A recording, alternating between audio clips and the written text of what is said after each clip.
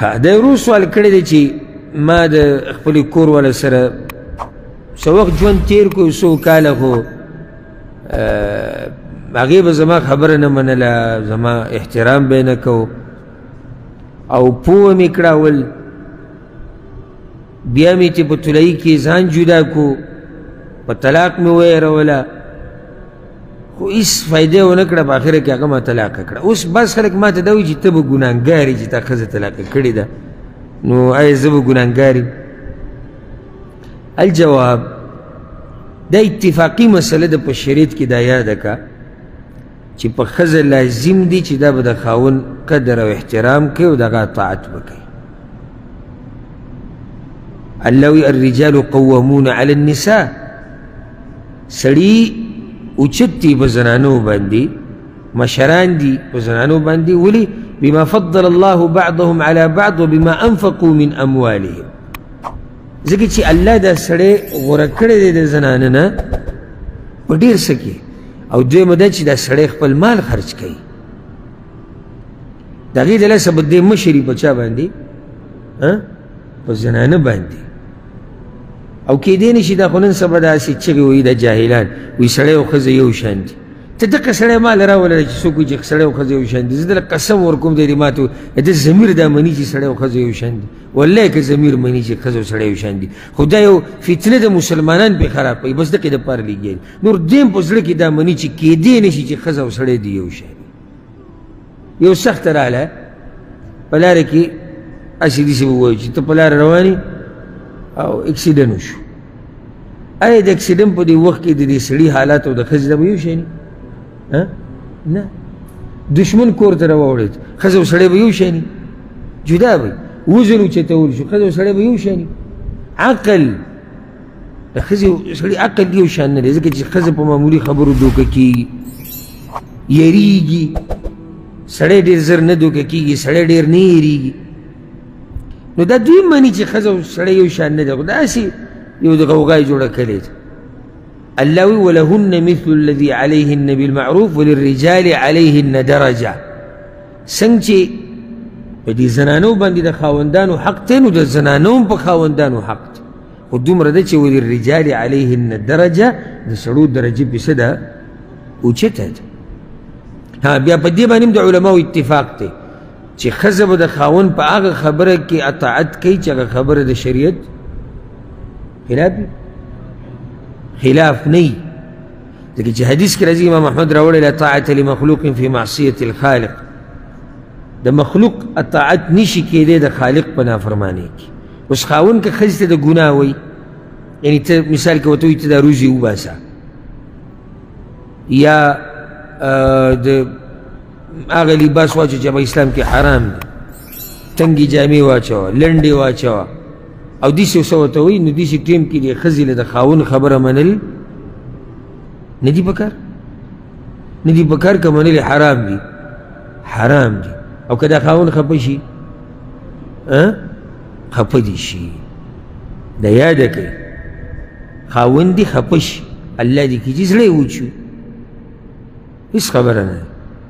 خو د الله په احکامو په مقابل کې د خاوند خبر هېڅ شی نه دی، ځکه چې د خاوند له خو دا مقام هم الله ورکړی. که دې الله وله مقام نه ورکړی، دا خاوند څه و؟ هېڅ شی نه و. نو کوم الله چې وله دا مقام ورکړی، د هغه الله د خبرې په مقابله کې ګوره د خبره نه منلی کېږي. یو ده. دویمه، دې ورور دا وایي چې ما خپل پوره کوشش وکړو.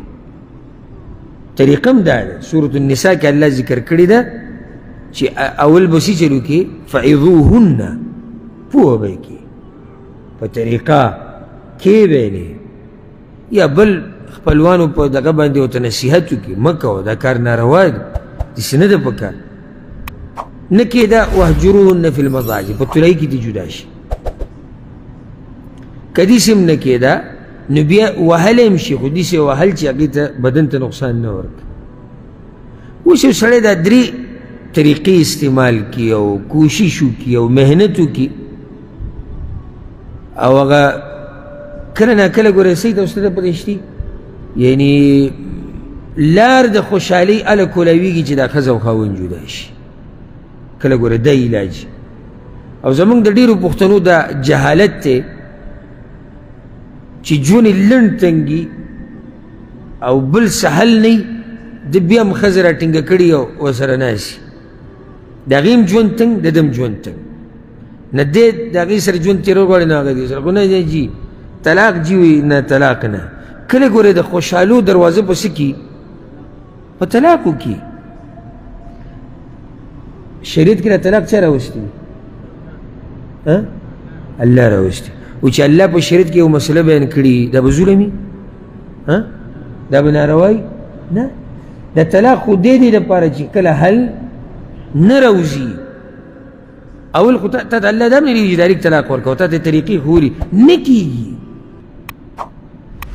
یا یو ښځه خاوند ته وي زما تا سره نه لګي طبیعت زما تا سره ژوند نه تېرېږي دې کې څه پاتې شي ښځه سړي ته مخامخ وي زما تا سره ژوند نه تېرېږي یا د دې خاوند ورسره ژوند نه تېرېږي نو ولې هغې ژوند دې هم خراب کړی خپل دې هم خراب کړی کله د خوشحالۍ دروازه په دې کولاویږي چې سړی طلاق ورکړي ولې الله بیا سورة النساء کې بل ځای کې ویلي وإن یتفرقا او که چېرته بل حل نه یو دا ښځه او خاوند جدا شي رب العالمین به هر یو بېزاره کي د خپلو پراخه خزانو نه نو موږ دې ورور ته دا وایو چې په دې څه نه ګناهګارېږي ته دا طلاق ورکړي ها دا راته وایو که طلاق دې ورکړی اولنی یا دویم او بیا د زنانه د واپس کېدو موقع به کې نو کوشش وکړه که چېرته هغه دا خبره یعنی ومني او د خپلې خبرې نه واپس شي او څه لار پکې کولاویږي نو بیا موږ دې سره یو چې ته واپس کړې او دا کور آباد شي بیا خو که نه کېږي او مکه کیسئ